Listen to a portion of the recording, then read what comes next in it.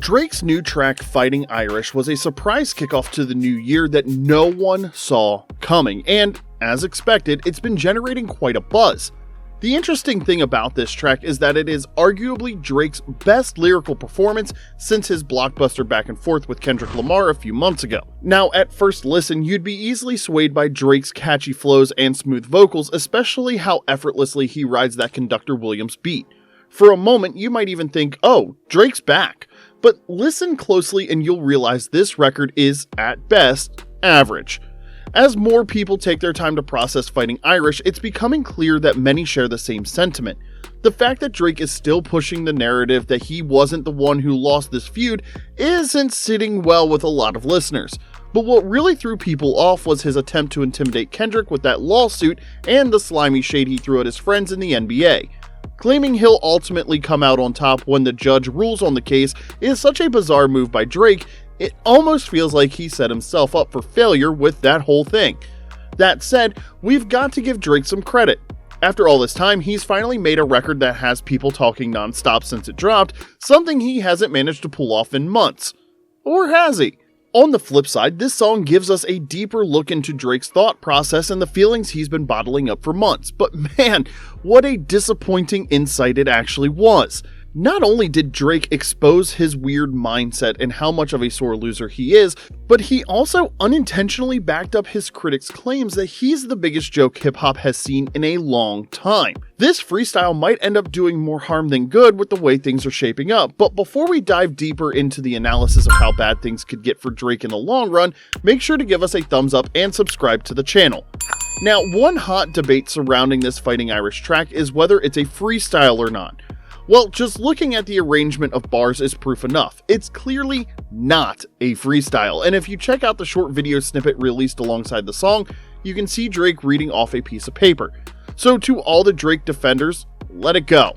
We all know it's not a freestyle, it couldn't be more obvious. Some diehard fans are even claiming the song was a leak and that Drake never intended to release it. Now, I have to ask, are you guys for real?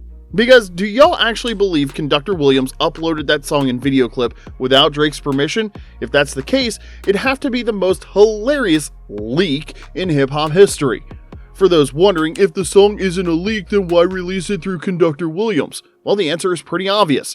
Remember, Drake and his label UMG are currently at odds with each other. That means the only way he could have released this track without needing his label's most direct permission was by collaborating with someone as legit and reputable as Conductor Williams. If Drake had tried to go through UMG, there's no way they'd have greenlit the release of Fighting Irish. You know they caught some strays on that song too, right? Drake clearly knew what he was doing with how he handled this release, and honestly, there's no better platform to get his message out than through someone like CW. There's also this general belief that Conductor Williams isn't exactly a fan of Kendrick Lamar, or at least doesn't have much love for him. Well, this theory isn't confirmed, but we can't ignore the fact that CW has produced at least 3 beats that have been used on diss tracks aimed at Kendrick.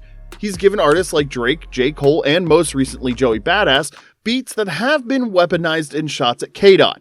That's probably why Drake felt Conductor Williams was the perfect person to help put this track out. He's a renowned producer in hip-hop, and if the rumors are true, he doesn't have much love for Kendrick either. But here's the thing, Drake needs to realize that none of this really matters to hip-hop fans, at least not anymore. He keeps underestimating the intelligence of his listeners and their ability to see through his moves, the same way he underestimated Kendrick when their feud first got heated. If Drake genuinely thought he could use a mediocre track like Fighting Irish to reclaim the spotlight in hip-hop, he couldn't have been more wrong. Rapping over a Conductor Williams beat isn't going to stop fans from dissecting every single bar. Gone are the days when rappers could drop some weak bars over a smooth beat and watch it blow up. The standards in hip-hop have shifted drastically. Fans have never been more aware or critical of the content they consume from their faves, and average lyrical performance over a smooth beat, which was the standard when Drake ruled the charts, just doesn't cut it anymore. Drake's wild attempt to play mind games on us with Fighting Irish just shows how stubborn and manipulative he can be. He almost pulled it off too, thanks to the sick flow and CW's insane beat, but the half-baked lyrical content was his Achilles heel. If this track had dropped a year ago, it probably would have been a massive hit, but now, as fans dig deeper into its message, whatever plans Drake had for the song are falling apart. Honestly, you'd be forgiven if you thought Fighting Irish almost feels like a sequel to The Heart Part 6, which Drake released a few months ago. Both tracks suffer from the same bang-average lyrical content. Drizzy needs to face the facts. Fans are tired of these basic flows that once gave him countless hits. He needs to switch things up, add variety to his music, and take his creativity to the next level if he doesn't want to be left behind. Let's be real, this Fighting Irish track hasn't done anything to repair Drake's shattered image. It's just another dull rhyming pattern with even weirder lyrics. Social media has been buzzing like crazy as a lot of people can't get over the fact that Drake was actually flexing about the lawsuit he reportedly filed against Kendrick and UMG.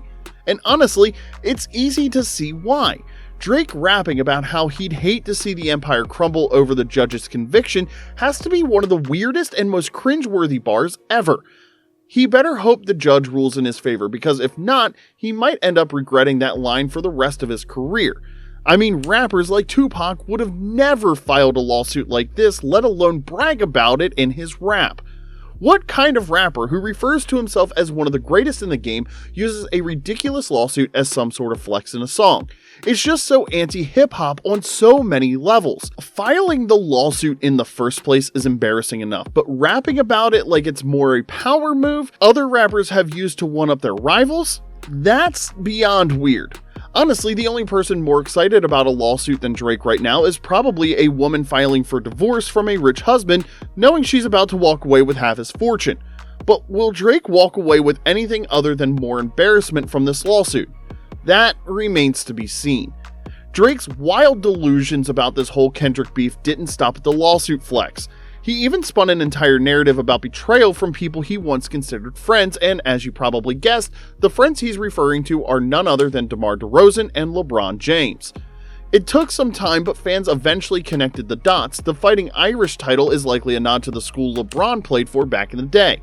This makes it very obvious that much of the song's message is aimed directly at LeBron. It's not entirely shocking, many of us expected Drake to call him out eventually, but the line where he says, "got to tarnish your public image," is what really has people talking. Is Drake subtly threatening to expose secrets about LeBron all because he seemingly sided with Kendrick? Or is he just trying to run with the narrative for fun? Surely he wouldn't actually spill, would he? Well, Drake really made a fuss about being a pivotal figure in the history of the hip-hop genre, but his ethos and the way he approaches his lyrics, especially recently, make that claim increasingly laughable.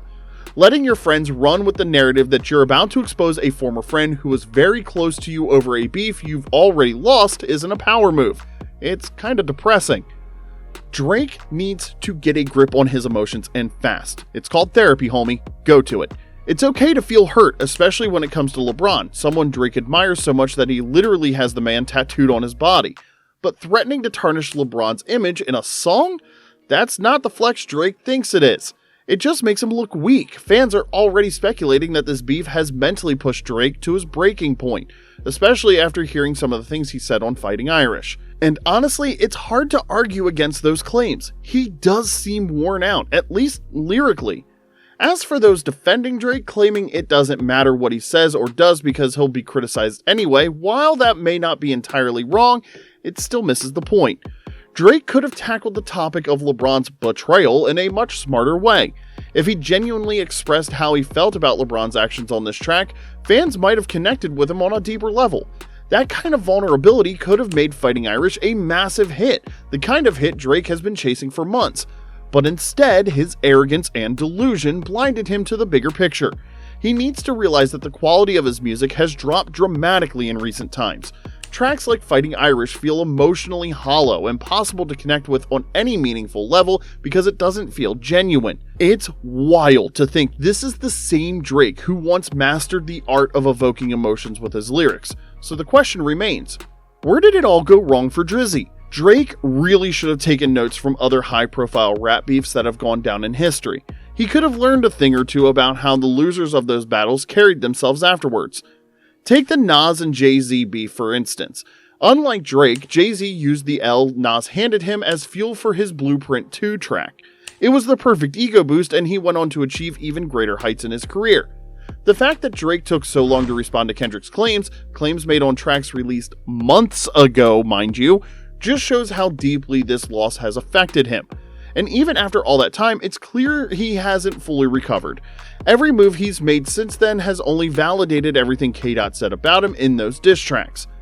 Kicking off 2025 with Fighting Irish might have seemed like a brilliant idea at first glance, but the backlash and criticisms tell a different story. The song feels terribly undercooked, and you can almost picture LeBron, DeRozan, and Kendrick somewhere laughing their socks off at Drake's attempts.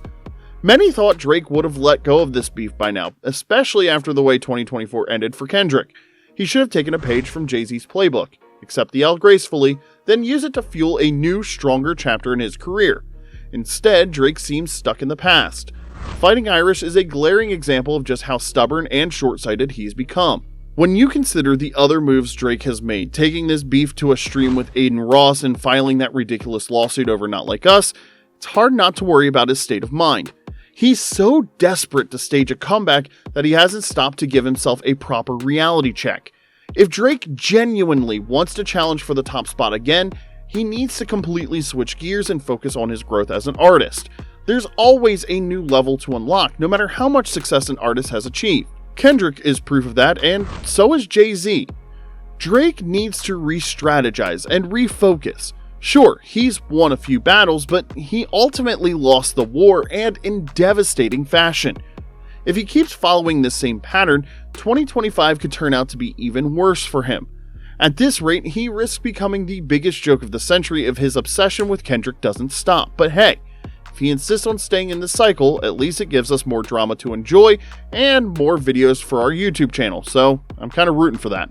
So back to you hip-hop fans. What do you think about the message in Drake's new song? Is it time for him to let go of this feud with Kendrick and focus on something fresh and exciting? I want to hear your thoughts in the comment section below, and if you made it to this point in the video, don't forget to leave us a like and subscribe to the channel. This drama is clearly far from over, and you won't want to miss what's coming next. Thanks for watching, and we'll see you next time.